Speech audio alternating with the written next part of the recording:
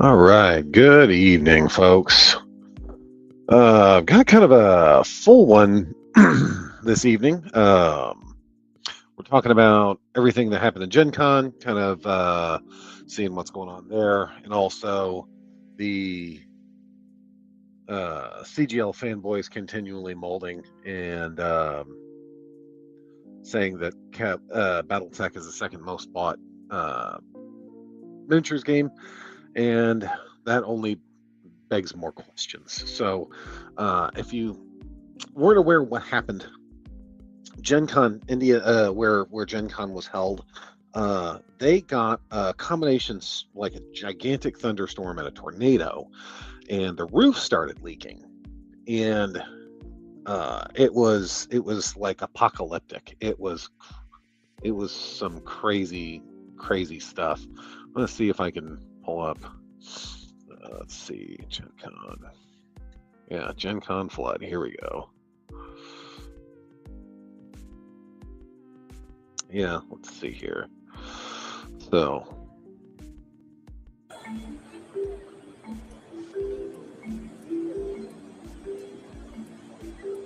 math of it, but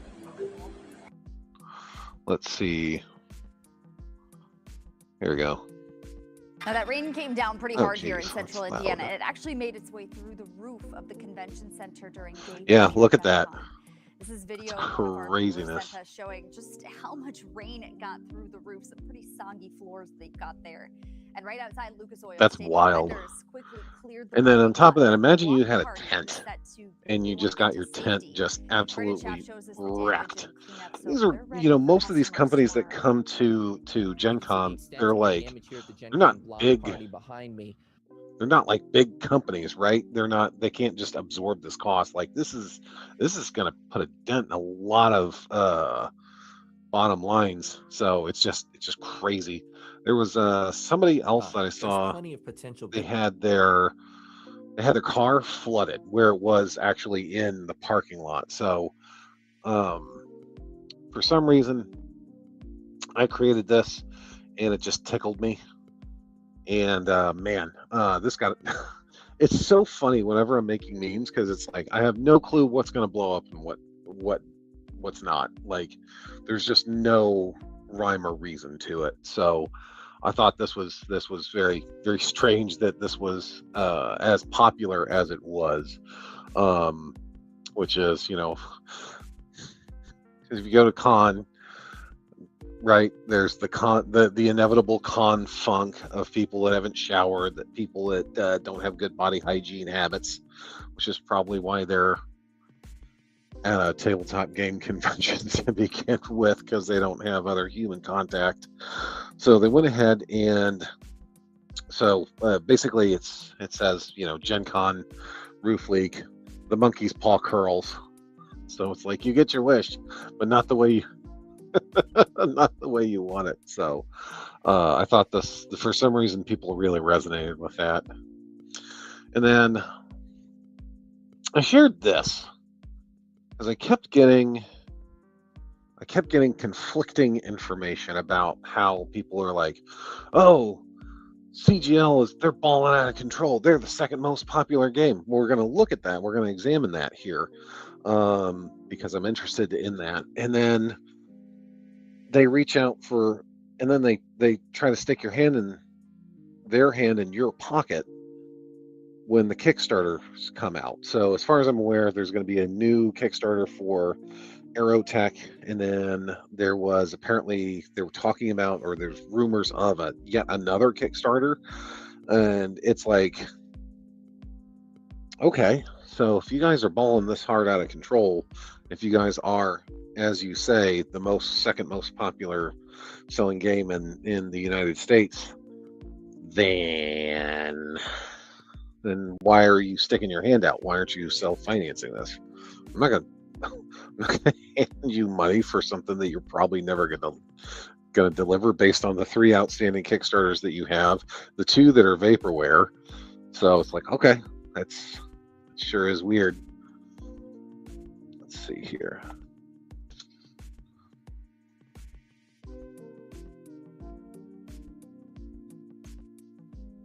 So.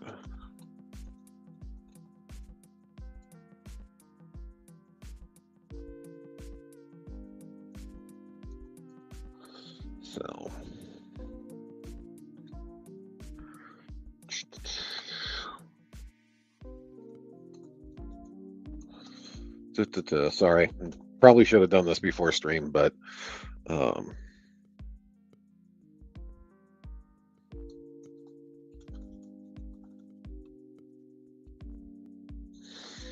right.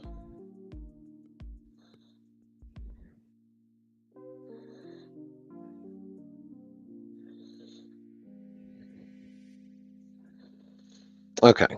All right. So I got that lined up. So, and this upset a few people.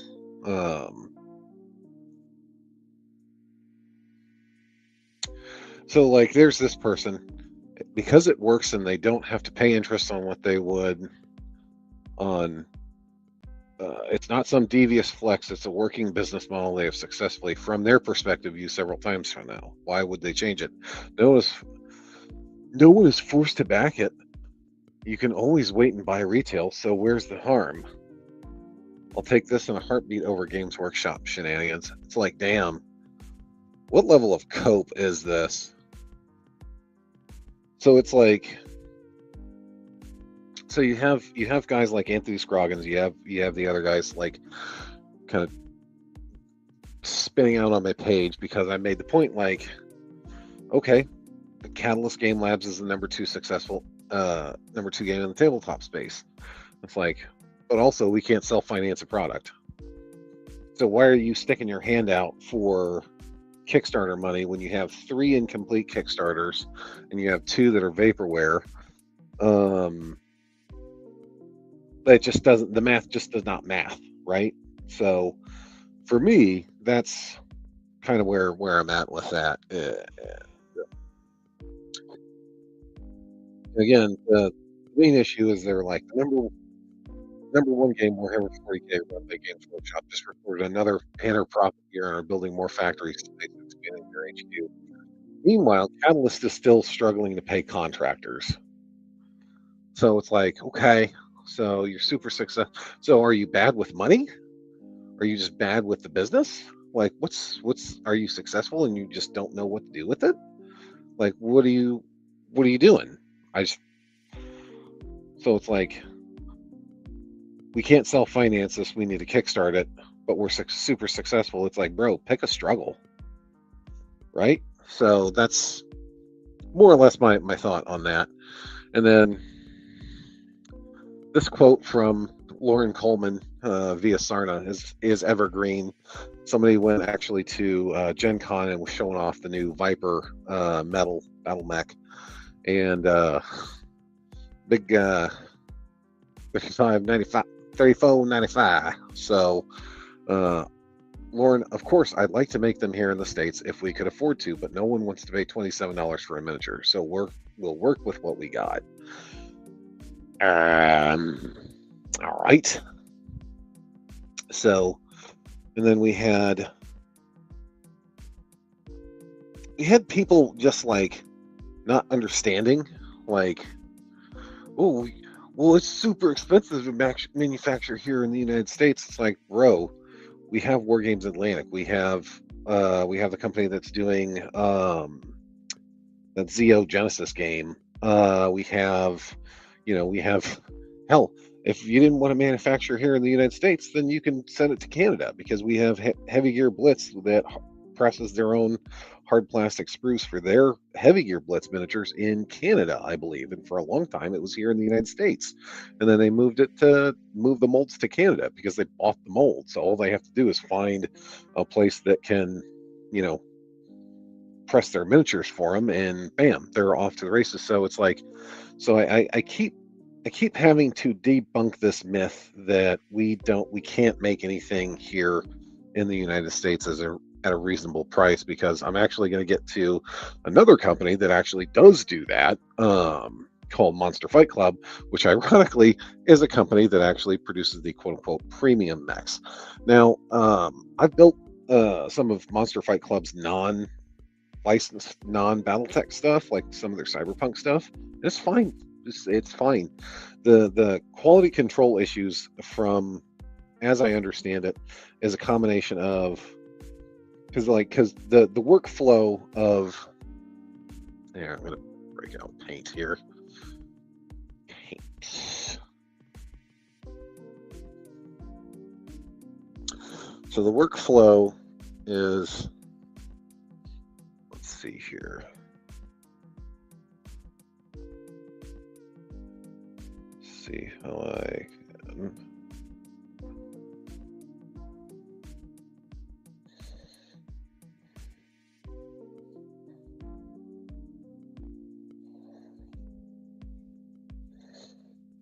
What the hell? I did this once before.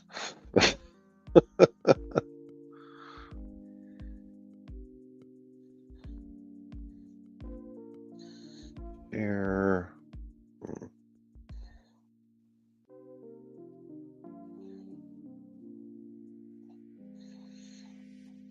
Media assets? No. Comments.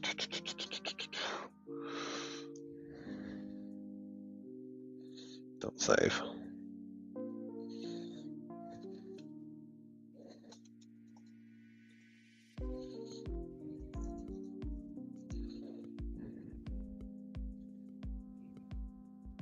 Okay, so I think, all right, so you've got company A, right?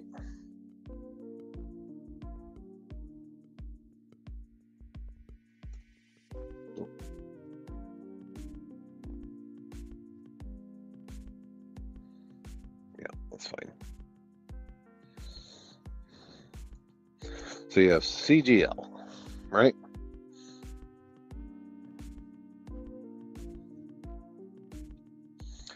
And then there we go. So you have CGL, right? And then you've got Monster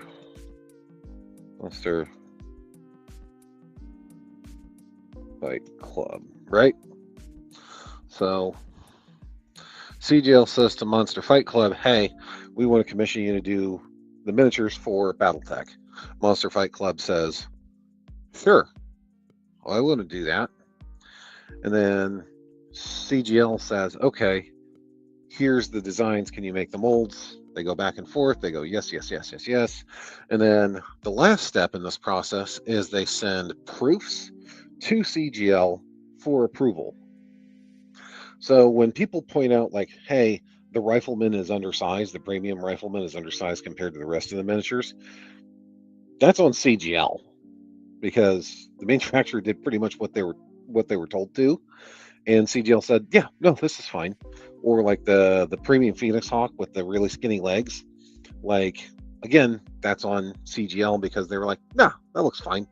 The I think what is it, the hammerhead with the weird 3D print lines, I think that was an honest error by Monster Fight Club, but I'm at this point in time, I'm not that charitable to believe that CGL just didn't see that and was just like, ooh, and they approved it. So yeah, it's always fun watching people spin out whenever I bring this quote up and I see some shit like this, because it's just funny. Now, the other thing too that people kept saying is CGL, BattleTech is the second most popular hobby game. And I'm like, okay, where do you get this from? It's from ICV2. What the fuck is ICV2? ICV2, as far as I can determine, is just an industry blog. So, okay, it's a blog, run by people that I've never heard of. It's a blog I've never heard of. I've been into tabletop games for like 20 plus year, 25, 15, yeah, 25. So 25 years, I've never heard of these people, like, before or since this. So here we have, Shocker, Games Workshop, BattleTech, Age of Sigmar, War Machine, Nolzur's Marvelous Miniatures. Why do people buy these? They look like dog shit. That's so strange to me. Same thing with D&D Icons in the Realm. They look like shit.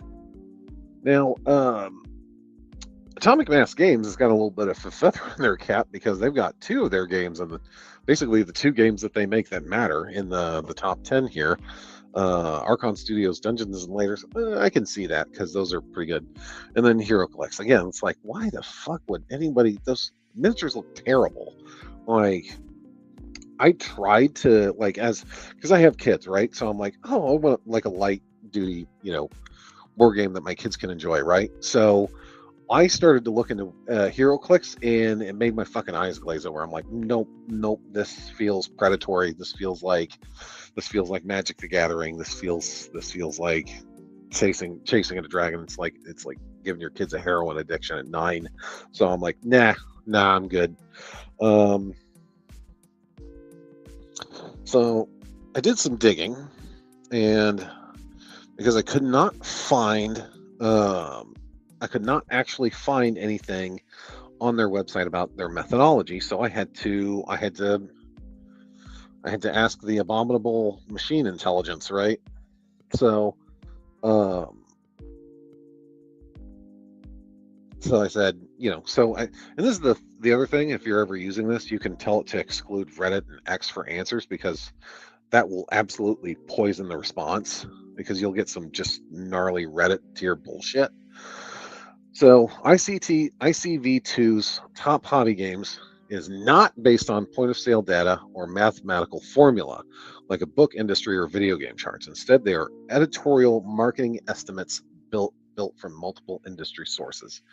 So interviews with hobby retailers, interviews with distributors, interviews with manufacturers and publishers who have visibility into wholesales, reviewing publicly available financial data from publicly traded companies where applicable, using Circana, formerly NPD market data, where publicly available to validate broader trends, analyzing crowdfunding data. Now that's a big red flag. For their seasonal top 10 charts, it explicitly states the charts are based on interviews with retailers, distributors, and manufacturers. What they're actually measuring is estimate of sales performance in North America. So North America only, not worldwide sales, total unit sales, Amazon sales, Walmart, Target, publisher revenue. Hobby channel means independent game stores, comic game shops, specialty hobby retailers, distributors serving those stores. Mass market retailers are generally outside of the scope unless ICV2 is specifically discussing broader market estimates. Are the rankings unit sales? ICV does not disclose whether rankings based on units sold, dollar sales, wholesale revenue, or weighted combination, because the information comes from interviews with multiple industry participants. Most analysts view ranking as relative estimates of commercial success rather than precise measurement. Do they publish their raw data? No, which is a huge red flag for any statistical analysis. Like if you're analyzing, pardon me, excuse me. So if you're analyzing a trend and you reach out to ICV2 like, hey, you got this chart. I have some questions about the data. Can you provide me your data set? And they go, no. Then it's like, that's alarm bells. If you're like doing any sort of market analysis or market driven analysis. So like, bro, nah, this top 10 list that I keep getting fed by the CGL stands is not worth the space on a server that it takes up. So whenever somebody, okay, so how reliable are the rankings? They're generally regarded as one of the better indicators of North American hobby store sales trends, because ICV2 has covered the industry for decades and collects information from multiple points in the supply chain. However, they should be viewed as informed estimates rather than audited sales data, since the underlying methodology and raw numbers are not publicly disclosed. What's funny is I didn't even ask it about Battletech. It just came up with this.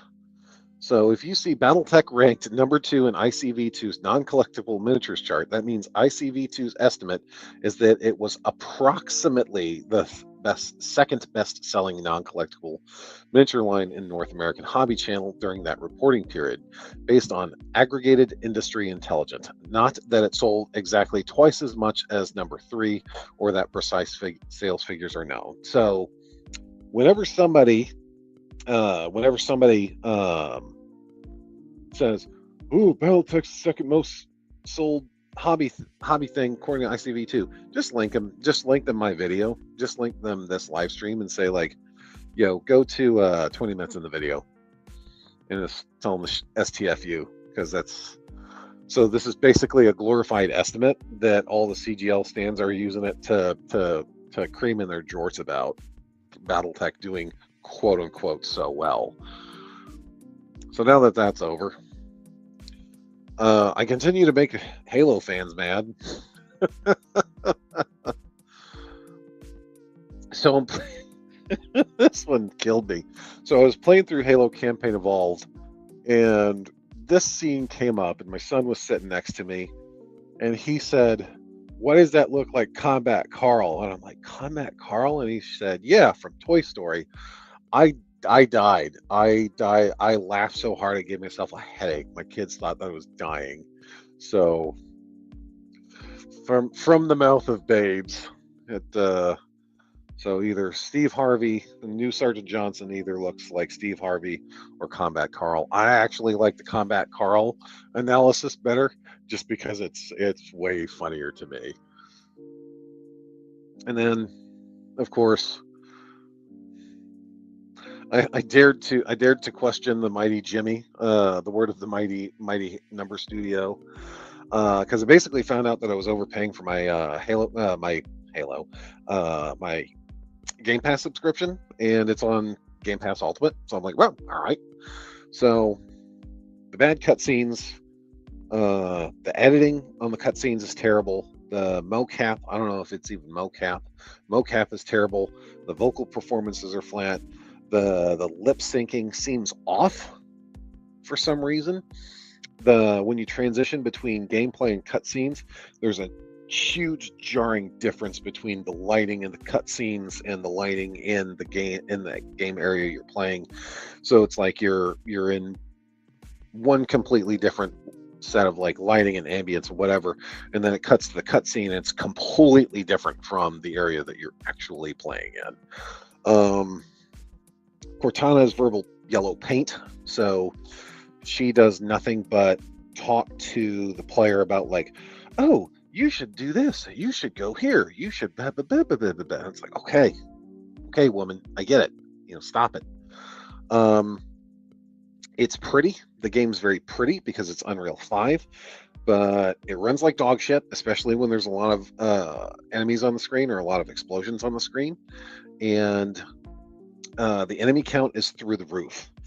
And considering the levels are not quite a one-to-one rehash of Combat Evolved, but they're pretty close, means that those levels are not designed to support that number of enemies in an encounter. And then Sprint, I think it kind of is counterintuitive to if you've played Combat, like if you were to play Combat Evolved and play Campaign Evolved, like they would be just the skill set wouldn't translate. There would be no translation there because and especially with the Triumph of Tolerance levels, the prequel missions, those areas are designed more like Doom's 2016 arenas. So it's like it's a hallway with a big arena and then a hallway with a big arena, a hallway with bigger, right? So you could use that sprint much more effectively than you ever use it in that campaign, the actual campaign, the main campaign levels. And the issue with that is it's like, okay, you've given me sprint, you've given me these levels to run around in, and you're encouraging me to move more and flank and do all this stuff, but I can't mantle. Like I can't like pull myself, I can't jump, pull myself up onto a piece of terrain and keep going.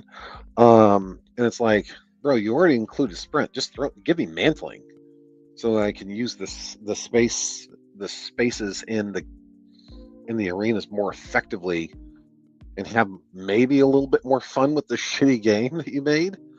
So the health is a regenerating thing. It's regenerating health. I didn't care for that because if you screw up an encounter in Combat Evolved, the original CE, you kind of have to say to yourself, Christ, do I reload the checkpoint and try it again, or do I get to further in the level, hope I find a health pack, and or hope that I can navigate that encounter with lower health.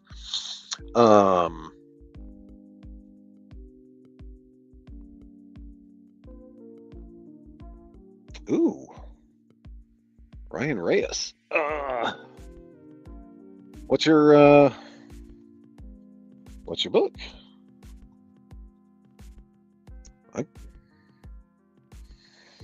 I'm down for whatever, my man.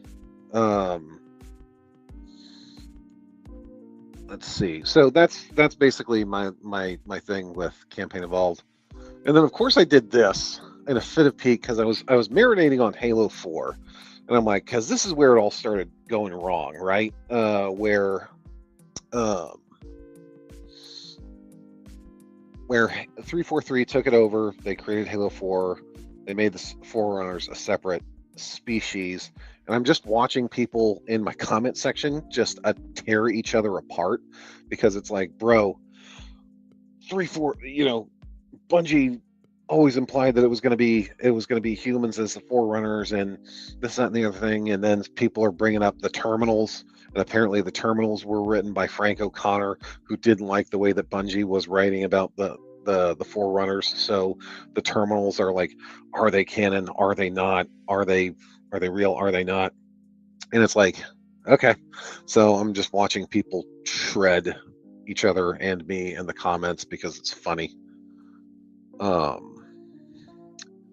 But so getting back on topic of GenCon stuff and CGL stuff in a broader sense, we've got the new aerospace stuff, and I think they said it's going to be called Incursion.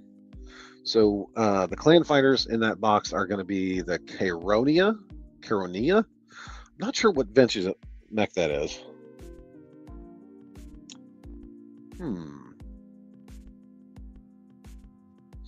Ryan, hit me up again. I get a shocking amount of DMs actually. So if I didn't see it or if I didn't read it, I apologize. Blame it on my head, not my heart. So yeah, there was a lot of problems with Halo 4.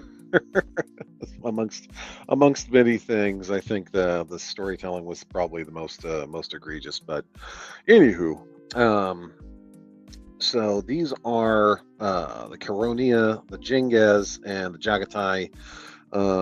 So it looks like we're getting 2 Caronias and 2 Jagatais. Oh, yeah. 2 Caronia. I think that's the Caronia, and the Jingez and the Jagatai.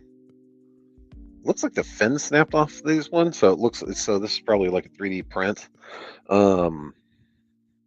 They look fine. Oh, I think that's the little thing, the little one right there. And then Leopard, the new plastic map scale Leopard, and then the Intersphere Fighters, which is a Chippewa, Sadelets, and so that's the Chippewa, the Sadelets, so 2 Sadelets, and then a pair of Lucifers, which is pretty cool, pretty sick looking. But apparently this is going to be a Kickstarter too, which is like, bro, come the hell on. And then Ironwind Metals, they had Timberwolf D and the Devil, which is the updated version. I think it's a heavy large laser version of the. Is it a? I can't remember if it's an A or PPC or a heavy large laser version of the Baboon. But it's pretty nasty. And then you get the Direwolf A and the Naga 2 Prime, and then the Viper and the Atlas. The Atlas has its Torso 6 SRM, making it an AS8S. So it's got the SRM right there. And then this is the new Viper, which was the one that we saw earlier for 35 bones. Looks pretty good. And then the Stinger and the Hunchback 4J, they both look great. No notes. 10 out of 10, no notes. And then right as GenCon is going on and you're introducing your brand to people and you're like, and you're probably your printed materials, it's like, hey, if you want to construct your list, you know where you should go? Not master unit list. Womp, womp, womp.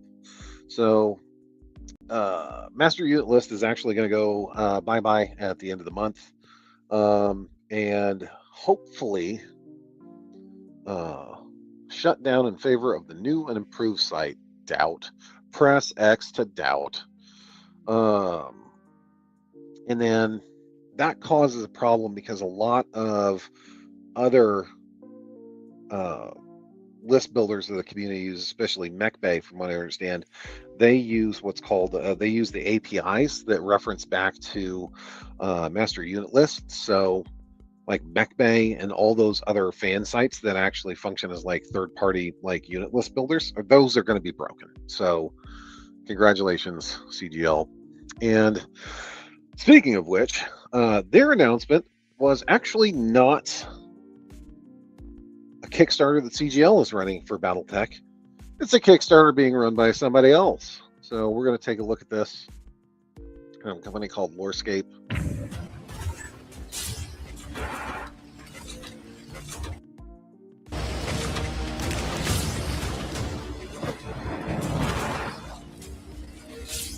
Fancy.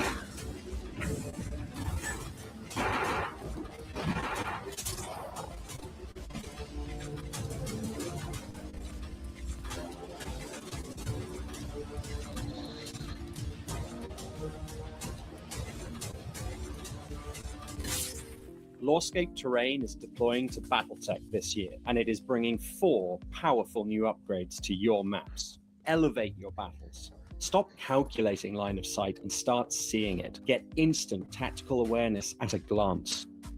Officially licensed. Designed in partnership with Catalyst. So you know what's funny? I'm looking at this and I'm just thinking to myself, huh, people already do this with Heroescape. That's weird. Game Labs to fit your existing maps in both dimensions and graphics. Total modularity. Raise the existing features of your map or free build your own ideal tactical scenario. Battlefield durability. High quality injection molded ABS with tough scratch resistant UV printed graphics. Sign up today to unlock the next level of BattleTech gaming. So, yeah. So basically, we're getting 3D hex terrain, which is something that is already done with Heroescape, which a lot of people, I know quite a few dudes that like they'll just go on eBay and they'll just buy the old Heroescape tile sets, and that's what they use. So for me, this is like, okay, we already have a thing that does this. So I did some digging because I don't want to be a dick and I don't want to be rude because I've never heard of these guys. Apparently they've had 2 successful Kickstarter. They've got 1 Kickstarter in the can that was successfully delivered. They've got 1 that they are delivering right now. And as far as I can see, it looks like, yeah. So as you can see, it's mostly like, I would say probably RPG stuff.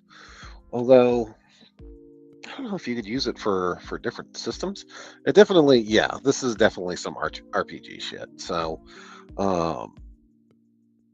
looks fine. They certainly seem to have their shit together more than Catalyst does, so that's good to know. And then here's the actual Kickstarter pages for them. So this one was pretty well funded. This is modular map making systems for sci-fi and SOs. So I wonder which one is more recent. I think it's this one.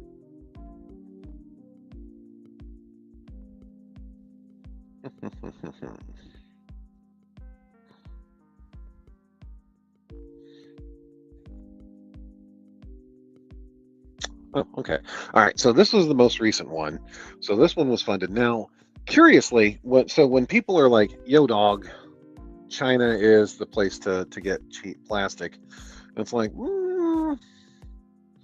Poland's up there because we're gonna cover a different manufacturer a little bit later in the stream that is also from Poland that also makes high quality plastic. So again, tying yourself to a supply chain in the Far East is a choice, not any sort of a mandate. So as you can see, I guess it looks fine. I'm sure it'll be fine. I just don't think that I would ever need it or use it because I'm either going to, especially for like the way I play BattleTech, I play mostly Alpha Strike because I just honestly I'm over the whole classic BattleTech.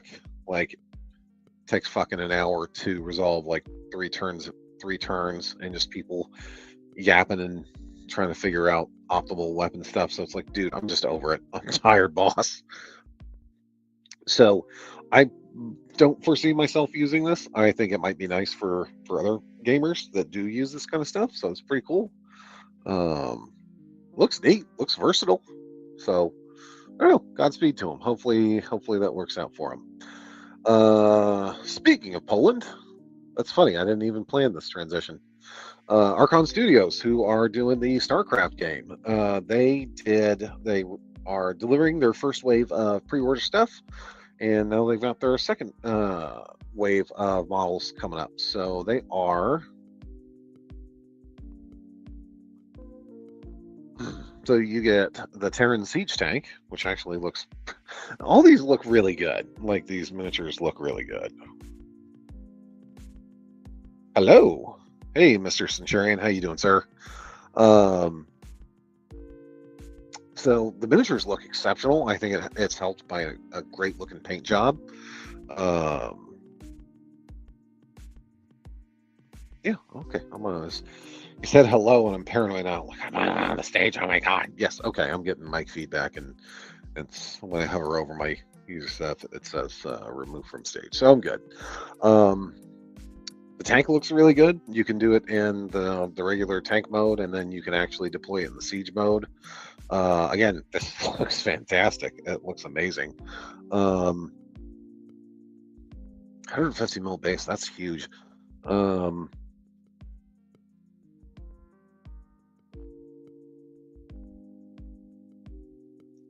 Update 3068. Yeah, right on. And then we have the Protoss Immortal. Exceptional use of clear parts by Recon Studios. That's kind of like their thing. They do a lot of clear parts on a lot of their miniatures for like their more like generic D&D fantasy stuff. And they've used the clear parts really aggressively and well for their StarCraft stuff, especially their Protoss stuff. All see through. And of course, we have Zeratul, and Zeratul you can actually get. This is the standard version. So there's one that was a con exclusive for a really long time, and now this is kind of the general retail release version. And you get two versions of him, one that's cloaked and one that's not cloaked, basically. So if you were to do like a pin or something, or I think I saw somebody do a magnet on one once. If you magnetize these, I think that would actually solve. Looks like, how do I represent this guy's cloaked? It's like, just magnetize it. So looks great. And then the Zerg Ravagers, which I believe are, yeah. So these are kind of big big bunker buster type critters. And again, I believe these parts are clear plastic. And really, really cool, really accurate to the StarCraft game.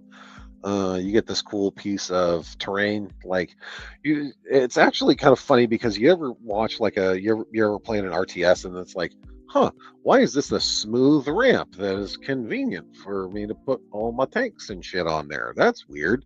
So it's actually really really neat because that's kind of a self-referential thing where it's like oh yeah, no, I've seen this piece of terrain in StarCraft before. I got a couple of different views of it. Looks really, again, looks really good. Hard plastic out of Poland. So here's all of them together. They look exceptional. Vantiro 63. This follow up. Love how you call out CGL BS. He would have thought they'd learn their lesson in 2010. No, Mr. Centurion. No. Yeah, I do recall 3065. It's been a while since 3063. Excuse me. It's been a while since I saw that. But yeah, I'm interested. If you get the update for 3068, that'd be cool. I'd love to take a look at that on stream for you guys. I'm probably that's actually a good idea for tomorrow. If you can go to my Facebook and DM me, or DM me here on YouTube, I can take a look at it, and we can kind of go over it because I want to get more fun fan generated BattleTech content as opposed to just covering what CGL is doing, because CGL has become like a shell of itself. Not that it ever wasn't anything but a horrible skinwalker wearing BattleTech as a flesh suit, like a Wendigo.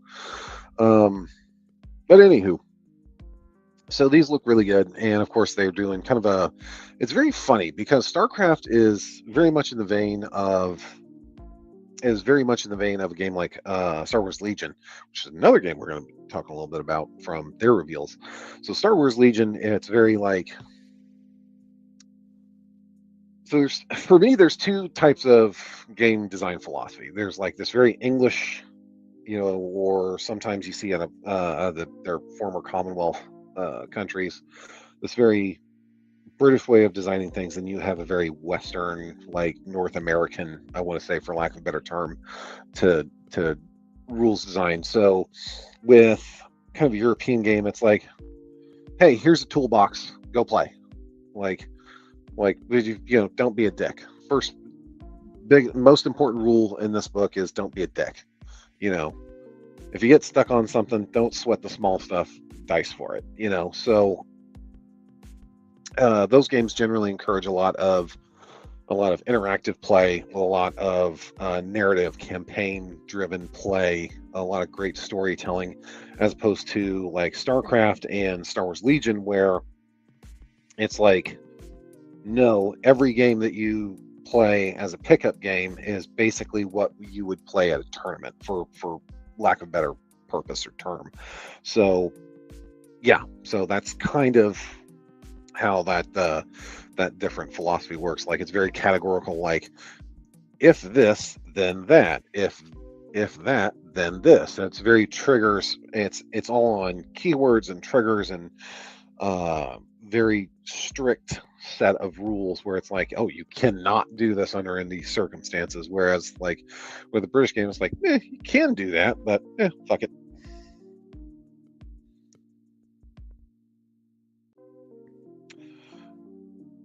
Okay, I can present the structure and some art else. But of the 43 units we still have 8 to go, I have mission profiles to proofread. Centurion, send me the link for 3063. Since that one's you guys already have that one in the can. I'll take a look at that one so that I can kind of get people familiar with your design philosophy and whatnot. So is that the one with the art by Matt Plog?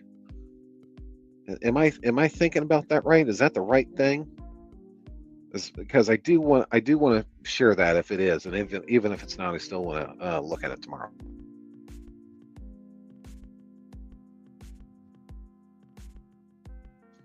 All right. So basically, just kind of a rule overview, like why would you take him in your army? And this actually shows the difference between the retail version of Zeratul and the promo version of the figure. So it looks great. And of course, the two different clear plastic versions. Yeah. So StarCraft clipping right along. The only thing that I think is kind of worrisome, that I think is a legit concern, is how much legs it's going to have as a system. Because there's only three factions. There's three factions, right? There's Protoss, there's Zerg, there's Terrans, and of course, in the game and in the lore, you have kind of the Terran infected Zerg and Zerg infected Terrans, etc. Blah blah blah blah blah. So, hey, how's it going, Williams? 8 units mean the art. Plog did some stuff. One Piece, but Cheryl said, like, sweet, yeah. Cool, man. Yeah, absolutely. I'd love to see it. So, how much legs the game will have and how much longevity, because unlike Star Wars Legion, where you just keep pulling shit in from like random pieces of the property as long as Disney says yes. There's with this, there's absolutely a hard cap of like what you can and cannot include in the game as far as like units and their derivations. So that's kind of interesting. Then this actually, speaking of an English rule set, it's actually French. It was designed by a French guy. This is Pillage, Ransack the Dark Age. This is an introductory set. So this is actually really interesting because this is a game. I have the rule book on digital. The rules are fantastic. I don't want to say they're a copy and paste of Lord of the Rings strategy battle game, the Middle Earth strategy battle game from GW, but it's pretty goddamn close. Like, it's very heavily inspired. It's not like a big leap to say, okay, this is clearly based on the DNA of Lord of the Rings strategy battle game, but this was basically gives you kind of like a starter thing. So this is, especially if you're in a group that's like absolutely captured by like 40K or like World War II historical games, you can bust this out and say, yo, let's play something that's more historic, not historically accurate, but like here's a game that's like in a different time period that's going to give us a different way to play. So it looks fantastic. You get a plastic hut, you get a plastic fence, you get some plastic critters, and basically loot, because loot is actually a thing in the game. You get some Dark Age Irish, and you get some Vikings. So then you get the tokens, the rule book, the playmat. So I'm definitely gonna get this. I hope it's not like an abusive. Hey, Bloodsy. So we talked about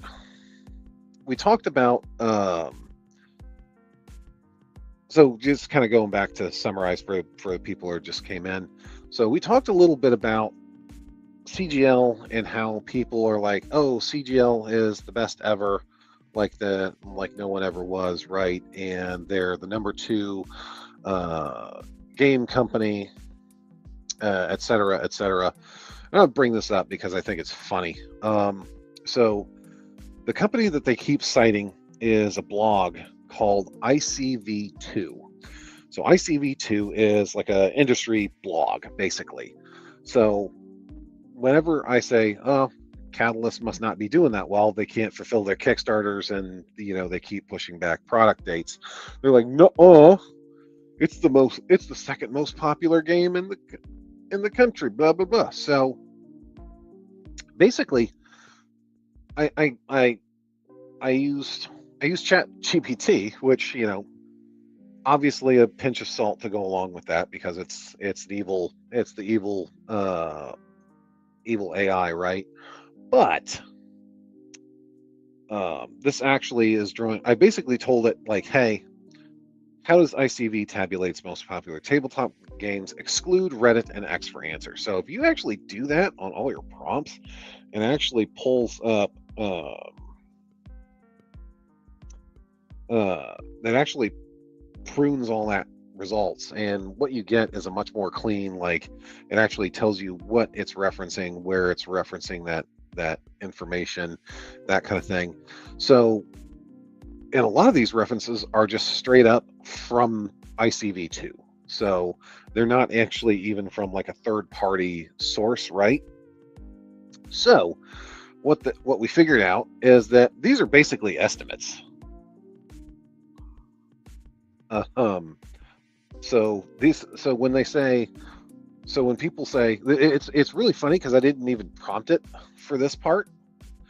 So if you see BattleTech ranked number 2 in ICV2's non-collectible miniatures chart, that means ICV2's assessment is that it was approximately the second best-selling non-collectible miniature line in North American Hobby Channel during that reporting period, based on aggregated industry intelligence. Not that it sold exactly twice as much as number 3 or that precise sales figures are known.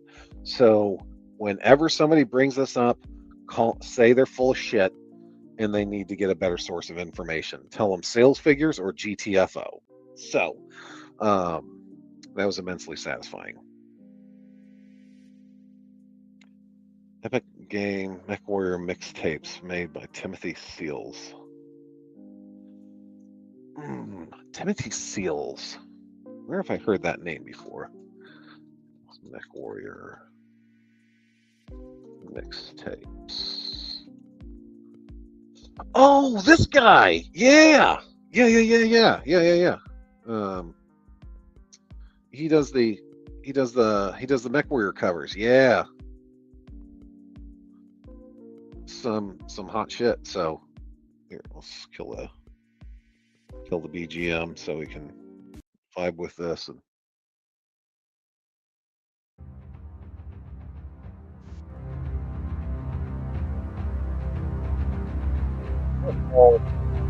I've heard his shit. His shit's good. I love that. Yeah. I just played the PC game. Haven't played MechWarrior yet. So, MechWarrior is more of a simulative game. It's a little bit loud. So it's a much more simulative game. So it's not like a top-down, like isometric perspective like BattleTech is. It's very much in the cockpit or like a third-person over-the-shoulder view.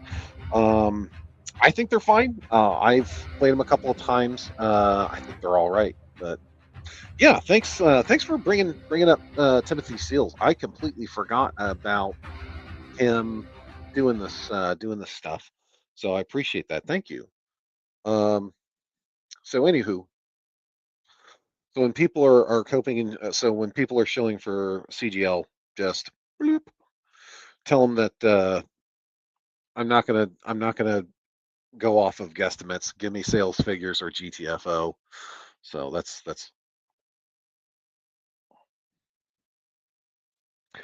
Met games or you in tabletop books? I'm mostly into tabletop and books. I have.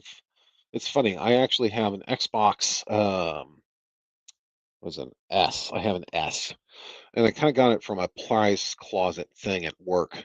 So I tried to play MechWarrior 5 on it, and it was like playing a slideshow. It was, for some reason, just the it was chugging really hard.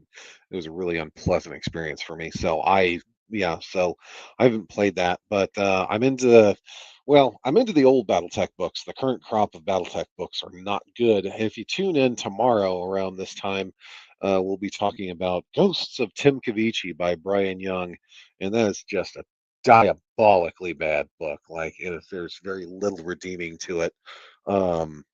So, but yeah, tabletop is mostly the way that I've been playing. I haven't actually played in like some months because the store that we used to go to was this place called Gatekeeper Games in Berkeley, Michigan, and that place was great. It had a huge tabletop space. It was constantly hopping. They had a bar. They had a bar and their liquor license, and they sold booze. And like I think that's what was keeping them afloat was the beer and the card flopper sales, because I just could never hear. Uh, I could just never, um, I never saw anybody actually buying miniatures at the store, which is kind of sad. But the owner, I believe, he retired, so he just closed the store, which is really unfortunate because it's like, damn, this is a prime location. Michigan is one of those states where the liquor license stays with the property. Like you could have just handed this off to somebody, or maybe he tried to and he didn't have any takers, which is really shocking. A paper will never refuse ink. True and fucking real. True and real. Um, so yeah, I thought this was immensely satisfying because I'm like, okay, let's actually analyze what's going on here. So back to this. So if even if you're like tacitly interested in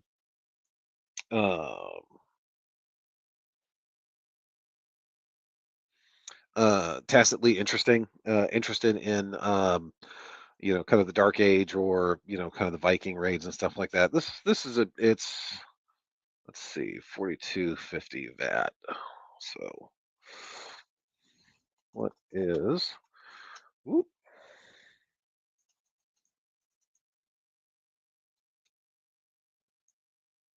GB, GBP to USD? So this is basically going to be a $60 set, which is an incredible value. So did have a chuckle at CGL plus Lorescape announcement, and most comments were about how rubbish CGL Kickstarter is, and Lorescape was immediately dissing themselves, saying we are running it.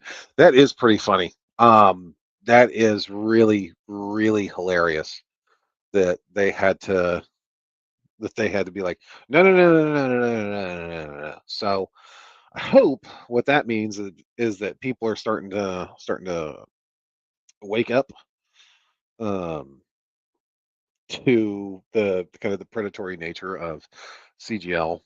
And then the other thing that came out during Gen Con is Modifius is releasing, they're taking pre-orders for their XCOM game. Why is there an XCOM game? Don't know. I was never an XCOM guy when I was growing up. I was a MechWarrior 4. I played MechWarrior 3, 4, and MechWarrior 4 Mercenaries, and all the expansion packs for all of those games. So I was never like an XCOM, point and click type guy, like a tactical shooter guy. So I mean, the miniatures look fine. You can get them in two varieties. For some reason, they've got plastic and resin. So the previously with their Fallout miniatures line, they did the initial run of their stuff in like this weird thermoplastic. It's not the stuff that CGL uses. It's like a step below what it uses, which is like, why would you do that? So I don't know if these are representations of the resin miniatures or what these are. But I mean, they look fine. They look like creepy aliens, and apparently the rules are based on uh, let's say 5 parsecs from home or something like that. It's one of those universal rule sets. You get a clear, cool stealth dude. You get bespoke dice. Oh, this dice bespoke. Stop. I wonder though if this is just not. Oh no, it's not. It's not on the 8. So I'm like, these are D8s. Yeah, those are 1, 2, 3, 1, 2, 3, 4, 5. Are these tens? D10s. Okay, so maybe they just use the alien head on the where the 10 should be. So that, and then unit cards. So you get all this good jazz, and then you have the thing. So you get the, I guess, silhouettes. Again, if we got any XCOM fans in the chat, you're gonna have to tell me what the hell these mean. January 2027, so it's not going to come out like right away. I don't know. Looks fine to me. it doesn't do anything for me because, like I said, I was not an XCOM guy when I was growing up, so it doesn't do anything for me. And then speaking of Monster Fight Club, smooth transition, they are doing a Witcher tabletop skirmish game. So why? Don't know. Who's asking for this? Don't know. So starting off with two different war bands. I was never a Witcher guy, so I can't say whether or not this is gonna be a good thing or not. Um, so two complete war bands featuring both legendary heroes and those destined to become them. Character and tactic cards capture their signature weapons, magic, extraordinary abilities. Two fearsome monsters also stalk the battlefield. Hunt for valuable rewards and glory, or strategically outmaneuver and manipulate them to wreak havoc on your opponent. Included recommended configurations for these two starting warbands. No Man's Land features a factionless system, allowed you to build various rosters and diverse forces from game to game. So it's basically like, yo, dog, you can min max the shit out of this. So I mean, I don't know if these are, yeah, these look like they're just 3D models. 3D models look fine. They look good. They kind of got that low fantasy vibe that the Witcher video games is famous for. So that's chill, I guess. Um, and the monsters, I always thought the Witcher monsters look really good. So again, doesn't do anything for me. I try, and I'm probably gonna get roasted for this. I tried to play the Witcher video game like recently. I actually tried to play Witcher 3, and I was just like, fuck, this is tedious. I don't enjoy this. Like I gave it like, oh, you gotta which it starts to pick up 5 hours in. Well, fuck you. It should pick up when I'm playing it 3 hours in. Eat a dick. So um I'm sure I'll get flack for that because apparently can't have an opinion about The Witcher or Halo or any video game without people telling you to go commit neck.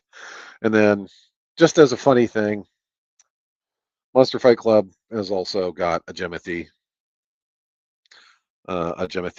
resin miniature, which is like, why?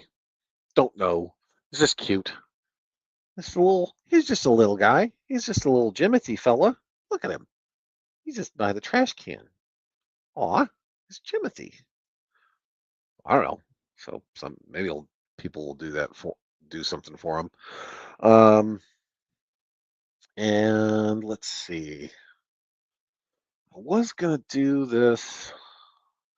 Speaking of the final boss of Kickstarters, um, so Cool Mini or not, they had I don't know if anybody's heard of this, but Cool Mini or not had like a really bad year last year where they're basically just bleeding money and they had to get bailed out by, from what I understand, some sort of like a private equity firm.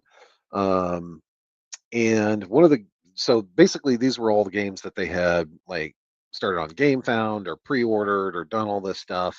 And one of the games that I actually really like that they do is called Song of Ice and Fire. Song of Ice and Fire, which is a miniatures game. It's traditional kind of like rank and flank type miniatures game. It's really interesting. It's really fun. Let's see if I can. So, bloop. So the miniatures themselves look fantastic. So tabletop miniatures game. So this is the TMG. So the miniatures themselves look really great. What you see in these scans is what you get in the box, and they look really good. Um, I enjoy Song of Ice and Fire as like a setting.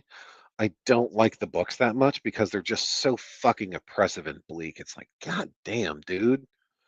Like, I know you're trying to be out here subverting the tropes of Tolkien and whatnot, but Jesus shit, man. Have some joy in your life. That's why I can't finish these goddamn books. Because every time I read one, I want to kill myself. So, but yeah, the miniatures looks spectacular. So you not only get like the big commander units and the guys on the field, but you also get what are called non-combat units. So basically, you get a sideboard with you know like icons, and basically you say, instead of acting it as, so it's an alternating activation game, so you say, okay, I'm going to activate my unit of halberdiers, or, and then your opponent will go, okay, well, I'm going to activate Cersei Lannister and I'm going to put her on the coin. So the little sideboard kind of represents the small council. So you put her on the coin, and that triggers a special ability that she has, as well as whatever abilities on that space that she's on. So there's a benefit to having like these characters that don't actually directly impact your game, that on the table, um, that don't directly impact like you doing damage to the enemy, but it does influence the game state. So it's actually really fun and interesting play. You've got Tyrion, and then you get the, kind of the Lannister guardsmen. So this is the Lannister starter set. Again, these miniatures are fantastic looking. They've done something really clever where the main bodies of the figures are kind of like that PVC plastic, but anything that's thinner, like the swords and whatnot, are actually like hips, high impact polystyrene. So they're actually very, very durable, as opposed to just being like floppy all over the place. So like this right here, this would be in high impact polystyrene. So again, the miniatures look fantastic. The gameplay, back when we had a big scene for it, and my local store, was just great. We had a great time with it. Um, so that's the, so you get obviously one starter set for all the various different factions. It's a lot of fun. So if you ever get a chance to play it, it's a good time. So this is the Stark. So you get Rob, you get, his wolf, you get Great John, you get Sansa, and that's Catelyn, and then you get the kind of the general kind of soldiers for uh, Song of Ice, for the Starks, and then you get the Umbers. They're kind of these berserker type dudes. They look fantastic. Again, great miniatures, great gameplay. Highly recommend it. If you ever are in, like, if you have that itch to scratch, like I want kind of a low fantasy setting, but I want it to be kind of rank and flank and not be absolutely oppressive with how long it takes to move stuff and get shit done, I would highly recommend this game. This is a great game. But anywho, back to the original reason I brought this up is they are doing like a skirmish version of it. Game found Song of Ice and Fire Tactics. So, whoop.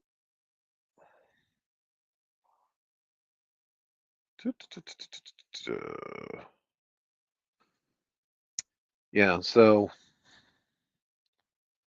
this is the actual project page on GameFound for Song of Ice and Fire Tactics.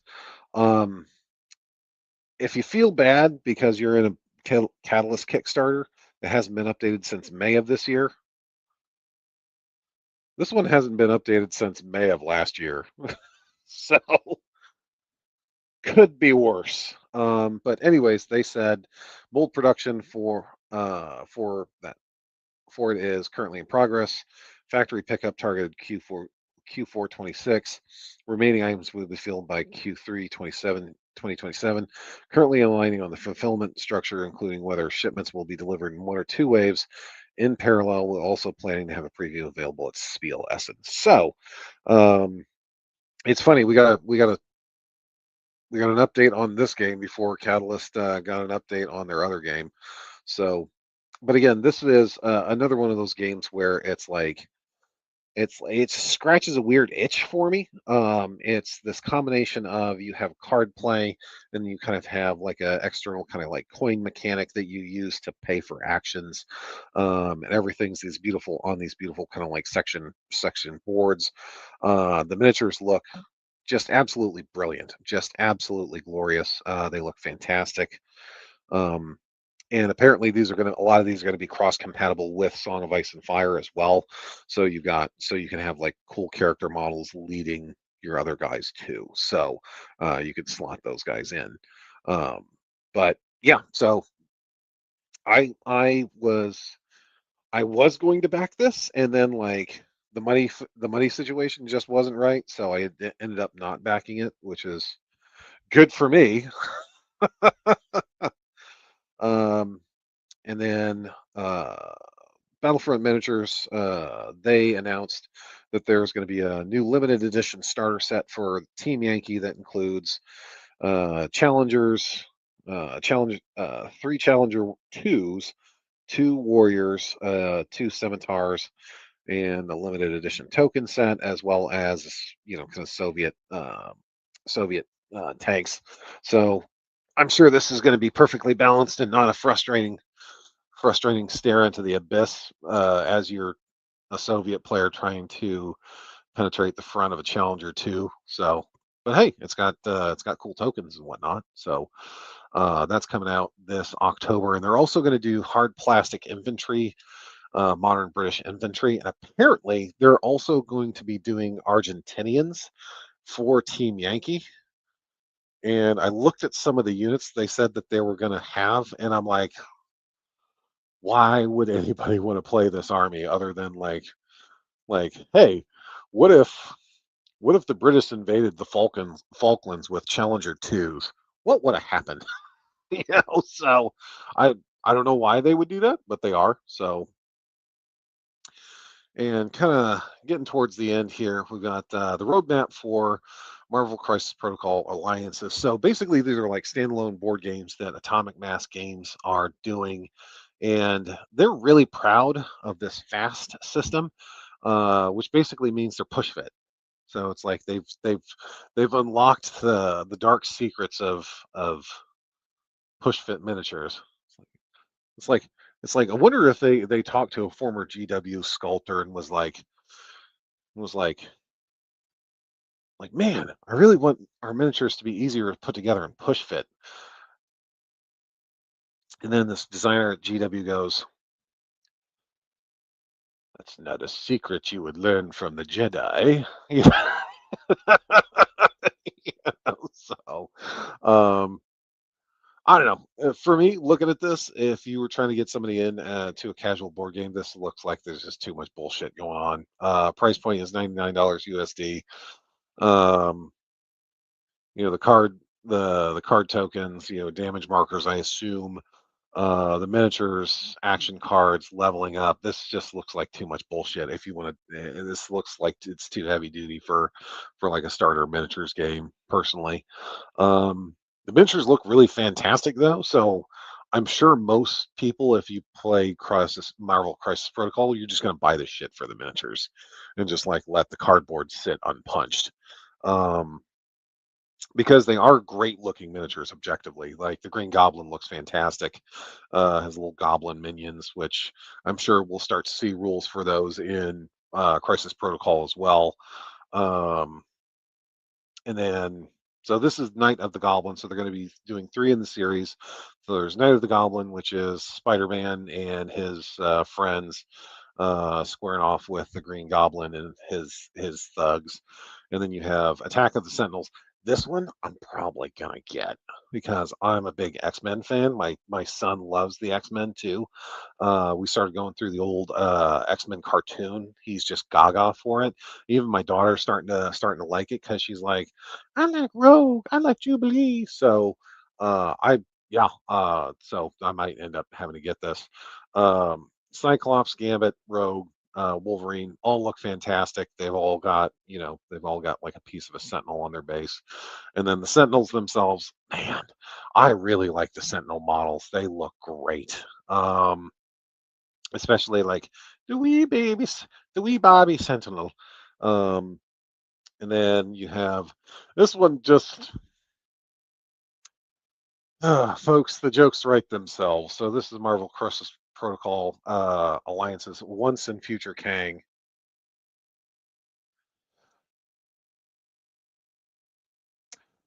Um, so Kelto, so it's all about what you get out of it, right? So um, arguably, the plastic miniatures by Catalyst right now are actually very, very reasonable to obtain and play with. And BattleTech as a tabletop game, is not that miniature heavy. Right now, I think Catalyst is relying on this business model of they kind of treat it like Pokemon, like you've got to catch them all. It's like, hey, we've got this Lance pack and it's got this really one desirable mech in there, but like to get that one desirable mech, you got to pay for the three others that you don't want, right? Or vice versa. It's got three mechs that you don't want, and then they'll throw in a single mech that's kind of a bit of Marmite. You either love it or you hate it. So um, honestly, if cost is especially if cost is a barrier starting out with BattleTech, I could keep it G. The current rules, you can pirate that shit. You can just pirate that shit anywhere. I'm not saying that you should. I'm saying that you can. For legal reasons, this is a joke. Um, and then a lot of people online, or even if you go to a local game store that has like a BattleTech group, ask one of the guys like, "Hey, didn't you guys do 3D printing?"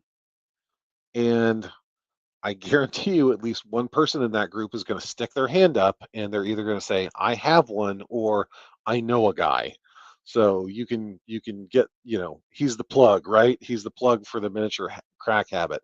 Um, and he'll be like, yeah, no, just pay me for the resin, and it's like it'll come out to like $5 a miniature, or like you can some guy. It just kind of depends on what you do and what they ask. If like it's like if they have files for those mechs, or if they need to go out and find those files and like splice them and do all that other stuff. But like most of the time, most people can be like, oh yeah, no, I've got files. Don't worry about it. I'll knock you out some mechs for like $10 because it's literally the cost of the resin or the filament to print those miniatures up. So I think 3D printing has really lowered the floor as far as dollar commitment to tabletop wargaming goes. So honestly, don't be intimidated by the price tag. Don't get the sticker shock. These this particular game that I'm looking at right here, like this has got a lot going on. So most miniature starter sets, or most starter sets that have a lot of cardboard in them, that have a lot of miniatures in them, they are kind of price intense. But at the same time, they're the gateway drug, right? So they're there to get you in, and a lot of the times, depending on the manufacturer, depending on the game system, it is representative of you know it's a two-player starter set. So you say to your buddy, okay, I'm gonna which half do you want to play? Well, I want the villain half of the Marvel Crisis Protocol stuff. Okay, cool. You take them. I don't want them. I want to play the Avengers. Or whatever the system is, or like, that Pillage of the Dark Age that I actually looked at earlier. The price point on that thing is probably going to be 60 USD, and it comes with like so much. And it just depends on finding a game that you really enjoy, that's mechanically sound and fun and enjoyable. Um, and honestly, it's also about with the group of people that you play with, because you can have your best game ever, and you think it's all singing and all dancing, and it's the best thing ever. But if everybody that you talks to is just a fucking dildo, then it's not a great game for you. So it's really about exploring that social side of the hobby, talking to people, interacting with people, getting to know what they like and what they don't like. And people make fun of uh miniature war gamers for being like fucking asocial nerds, but it's like arguably our hobby is one of the most social, because when you shake hands with your opponent at the start of a game, you say, let's have a good game. All right, cool. You're entering into a social contract not to be a giant penis, right? you're you're telling this person like, hey, I'm gonna, we talked about the rules, we figured out the mission, we've deployed, all right, let's roll dice, and may RNGesus guide our hands, right? And part of that social contract is not just being a jerk. So And to do that, you have to be really good at interacting with people and negotiating delicate situations, especially if it's like, 'cause there's always going to be that one point in the game where it's going to be like a make or break thing, right? Where you're talking to somebody and they say, well, I don't think this should work this way. You say, well, the rules say it this way. Well, I read that as, and then you kind of have a debate, and then it's like, okay, let's take a step back. Let's let's see, let's look at this from a different angle, try to rotate the apple in your head, right? Trying to see it from that other person's point of view. So there's a lot of that in tabletop wargaming, and I think it's something to be welcomed, and I think it's something to be enjoyed because really if you don't want to throw dice with friends, what are you in the tabletop war game space for, right? So, um, but yeah, so that's kind of that was a weird side tangent onto the social contract of wargaming in general that started off about price point, but whatever. So, anyways, Marvel Crisis Protocol, they're coming out with these three board games that are basically like dungeon crawler type games. So there's that. Um, Here's a better view of the contents. Whoop, there we go. So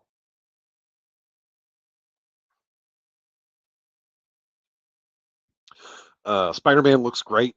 Green Goblin looks good. You get Black Cat. Oh, what's her name? Gwen Stacy, Spider-Gwen, and Miles Morales. And then you get the giant, spider hunter killer robot things. And then you get the goons, the Goblin goons. Then you get the more Goblin goons, which again look great. So yeah, there's that. But seems like a cool hobby if someone has got some bros to play with. So here's the thing, Kelthos, right? So I've actually had occasion to where I've had to build my own gaming group basically from scratch. And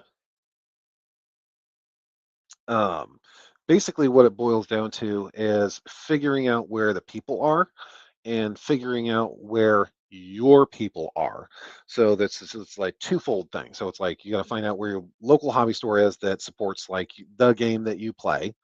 And then of those people, you have to be ready to engage with strangers, uh, set up a demo night, advertise it on the store social media page, Discord, wherever outlets, social media outlets that you have that are dialed into your specific area, geographic area.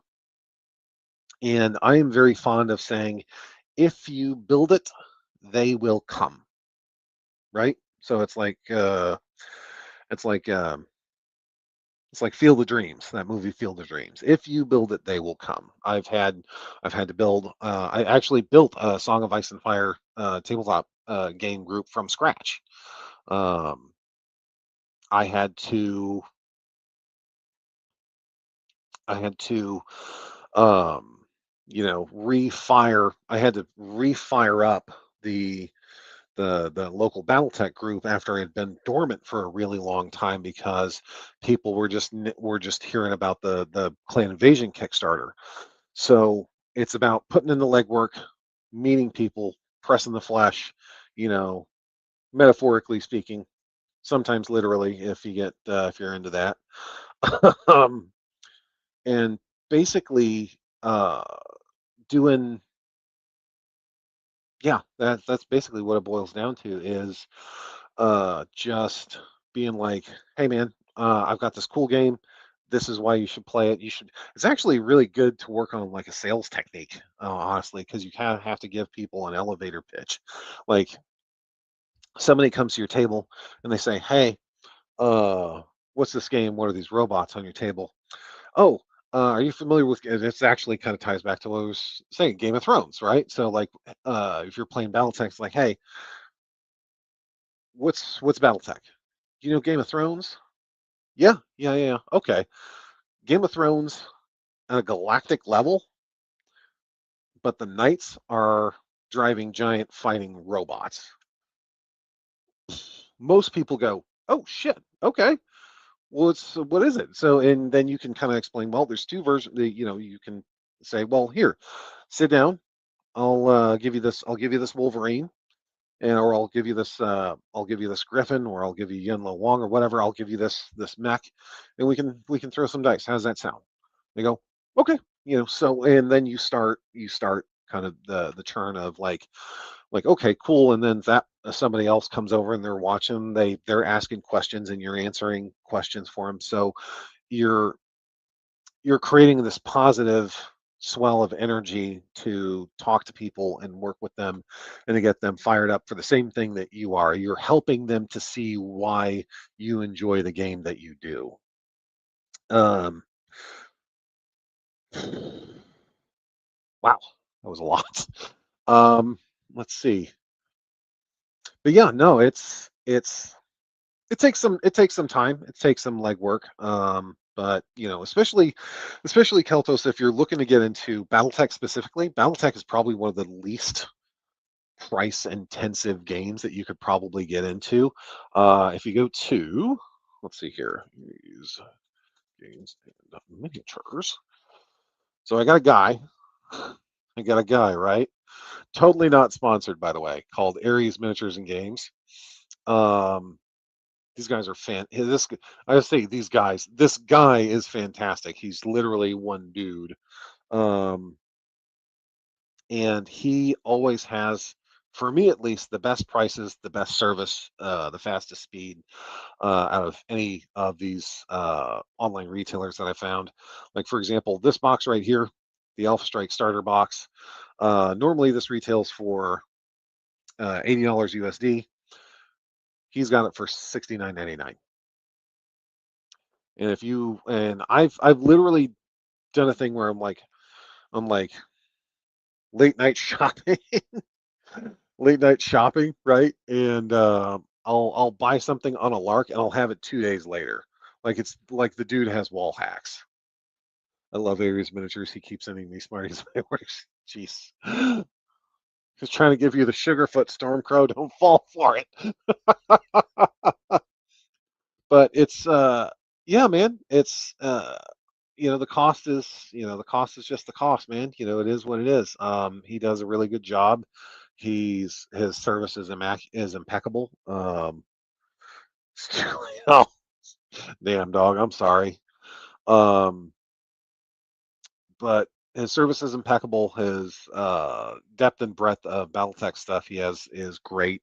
He also carries other stuff like um, Blackout, Steel Rift, Land and Sea. He's going to be carrying a lot of the Land and Sea stuff too. So he's there, and then he's also got the BattleTech, the third party BattleTech stuff where it's kind of in that same wheelhouse and kind of doodads and dice and whatever. So C Fox Industries 3 printing.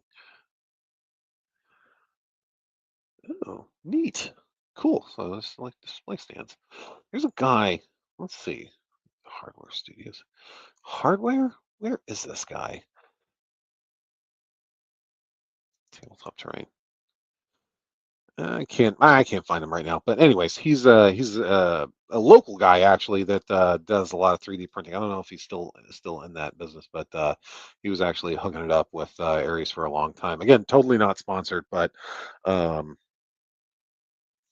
Aries Mech is set up with Ironman models for replacement.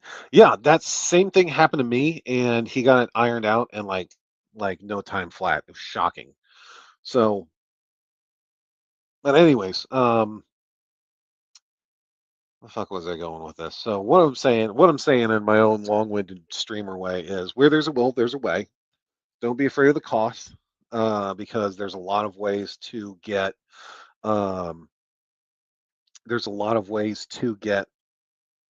miniatures and get started in the game without breaking the bank, without having to remortgage your house, unlike Warhammer 40K, especially if you're interested in playing BattleTech. Um, Honestly, I think the best way to get started with BattleTech right now they've stopped selling the core box, the game of Armored Combat. I'm sure you can still find it in some game stores. Um, Last I checked, it's like 70, 80 bucks, similar position areas. I I use Fortress for like different stuff because they both carry different stuff. Like he carries Fortress carries like Dream Pod 9 stuff for Heavy Gear Blitz, which is a game system that I really like. Again, it's actually really cheap and a lot of fun to play, relatively speaking. Like it's just, they're two different stores. You go for them for two different things. If I want BattleTech, I go to Ares. If I want something outside the BattleTech ecosystem, I go to Fortress. So um but I definitely prefer Aries because Aries does he's really good about especially pre-orders. He doesn't do the thing where he's like, "Oh, this is going to be released on date X. I'm taking pre-orders for it." And it takes you like 3 months to get your shit after you make the order of because you didn't get enough stock from the distributor because they underestimated how many people were going to be like, "Okay, I'm getting X number of boxes for this thing. This is how many I have for sale. Get them while they're hot," which is a better system than like, just pre-order it. You'll get it eventually. TM.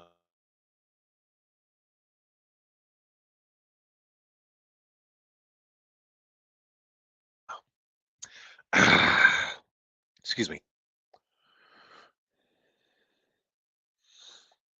Yep, absolutely. But yeah, so man, this took a weird turn. Talking about Gen Con, I basically ran myself out of Gen Con stuff. Um, and we got talking about getting started in tabletop wargaming. So I might do a stream one of these days, maybe next Wednesday, that's just talking about how to get started in a tabletop game and what kind of things you need to look for and cost and benefit and time and analysis and time sink and stuff like that. So I think that might be something helpful. Might do that one day. So I might do that next Wednesday. I think I'll do that next Wednesday. So um, that's pretty much all I got. Yeah. Thank you guys for showing up. Like I said, it's always fun to have you guys in and interacting and playing off me. This is actually one of my longer streams, so thank you guys for making me jaw jack for a while. Um, as usual, if you guys can do the courteous thing, like, share, subscribe, all the algorithm helpful things. If you guys want to support me, you can also support me on through Stream Elements as well as ko-fi.com/Dr. Banzai. Um, thank you guys so much. As always, thank you guys so much. I really appreciate you guys coming out and watching me. And I will see you tomorrow for more Ghosts of Tim Cavici. Uh, coming in to molest your ear holes from Brian Young's Pros. So thank you guys so much. You guys have a great night.